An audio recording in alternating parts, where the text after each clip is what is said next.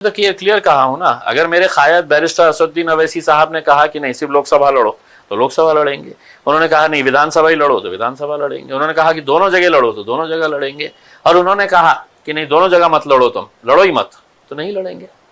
देखिए अगर पोस्ट घूम रही है तो पर्सन भी कुछ होगा उसके अंदर सच्चाई उसमें, और पोस्ट घुमाने वाले जो है वो मेरे नांदेड़ के अहम जिम्मेदार जो है वो लोगों ने ये पोस्ट डाले हैं, क्योंकि उन्हीं की ख्वाहिश है कि नांदेड़ से इस बार लोकसभा का इलेक्शन हमने लड़ना चाहिए करके। नांदेड़ हमारे लिए एक बहुत इंपॉर्टेंट सेंटर है, वहाँ पे मजलिस को बहुत मकबूलियत मिली थी, बहुत अच्छा लोगों का प्यार मिला था जब महाराष्ट्र में पहली मर्तबा मजलिस आई थी। सबसे ज़्यादा कॉरपोरेटर्स हमारे नांदेड़ में ही हुआ करते थे। उसके बाद विधानसभा के भी इलेक्शन हमने लड़े हैं, और इस बार जब बाई इलेक्शन होने जा रहा है महाराष्ट्र के अंदर इकलौता एक लोकसभा की सीट का नांदेड़ के अंदर, तो वहाँ के लोगों की ख्वाहिश है कि नहीं हमने इस बार मैदान के अंदर उतरना चाहिए। एक तरीके से अगर देखा जाए तो लोगों के अंदर एक बहुत नाराज़गी है, चिढ़ है कि पूरे महाराष्ट्र के अंदर इकलौता एक मुस्लिम एमपी था, उसको हराने के लिए जिस तरीके से राजनीतिक साजिशें की गई है, पैसे का इस्तेमाल किया गया है, तो अब लोगों के अंदर उस चिढ़ को देखते हुए कहीं ना कहीं ऐसा लग रहा है कि नहीं इम्तियाज़ अली ने इलेक्शन लड़ना चाहिए करके, तो हम उतरेंगे मैदान के अंदर,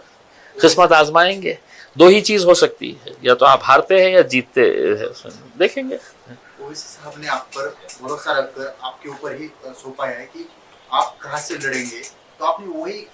माहौल क्यों चुनाया, वही विधानसभा का गढ़ क्यों चुना? देखिए लोकसभा की एक ही बाई इलेक्शन की सीट आई है, वहाँ के जो सिटिंग एमपी है उनकी डेथ के बाद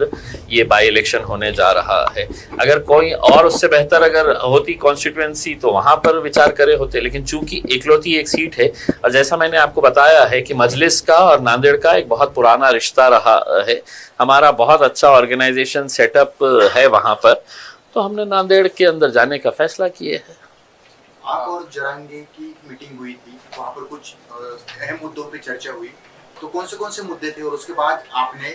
ये ठान लिया कि हमें वहाँ से लड़ना है? देखिए मैं जरांगे पाटिल साहब से पहली मर्तबा मिला हूँ ऐसा नहीं है, जब उन्होंने अपना आंदोलन शुरू किया था उस वक्त भी मैं उनके गांव गया था। यहाँ पे जब वो एडमिट थे तो 2 मर्तबा मैं हॉस्पिटल जाके उनसे मुलाकात की थी। और इस बार यकीनन जब इलेक्शन के करीब अगर राजनीतिक पार्टी के लोग अगर एक दूसरे से मिलते हैं तो कोई मौसम के बारे में चर्चा नहीं करते हैं, नेचुरल है कि पॉलिटिकल उसके ऊपर ही चर्चा, और जो सोशल माहौल जो चल रहा है महाराष्ट्र के अंदर इसी के बारे में चर्चा हुई होगी इसमें, और हमने करे है, और आकर जो भी हमारी चर्चा हुई है हम बाहर आकर बताया है लोगों को, मीडिया के सामने भी हमने, आपने सवाल किया हमने जवाब दिया, हम क्यों आए थे कैसे आए थे करके। लेकिन जरांगे ने एक बात की थी कि मुस्लिम और मराठा इकट्ठा आएंगे तो सत्ता परिवर्तन हो सकती है। देखिए जरांगे पाटिल साहब की एक बात मुझे पसंद आई थी, उन्होंने कभी भी मतलब ये नहीं कहा है कि किसी एक जात के ऊपर, उन्होंने कहा कि हम जात और धर्म के ऊपर उठकर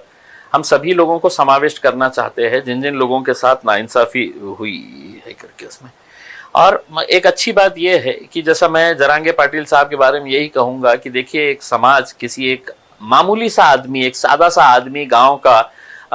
उसके पीछे अगर जा रहा है तो कहीं ना कहीं उसकी जो प्रामाणिकता है अपने समाज के प्रति, इस वजह से पूरा समाज एक आवाज़ के ऊपर उठ के उसके पीछे जा रहा है। तो यकीनन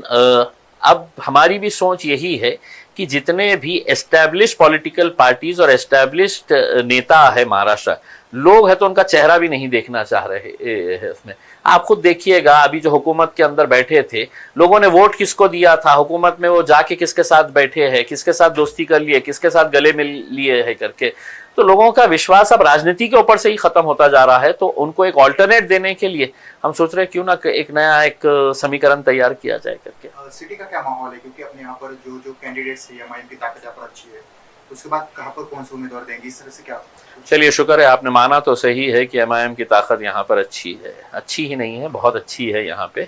और हम पूरी मजबूती के साथ लड़ेंगे जहाँ जहाँ पर भी लड़ना है। हमने बहुत पहले अपना प्रस्ताव महाविकास आघाड़ी को दिया था, अभी तक उनके पास से कोई बात नहीं आई है। अब हमारी कॉन्स्टिट्यूएंसी, हमारे कैंडिडेट्स पूरे तैयार है, अब हम इंतज़ार कर रहे हैं या तो आप साफ तरीके से बोल दे हाँ या ना, हाँ बोले तो भी हमारी स्ट्रेटेजी तैयार है, ना बोले तो भी हमारी, आप अपनी ताकत दिखाना, फिर हम हमारी ताकत दिखाएंगे। पूर्व मध्य से कुछ नाम सामने आ सकते हैं आपकी तरफ से? हाँ, पूर्व मध्य से आएंगे ना, बहुत सारे लोगों ने फॉर्म भरे हैं, बेहिसाब लोगों ने फॉर्म भरे हैं, उसमें से किसी एक का नंबर लगेगा उसमें। हाँ।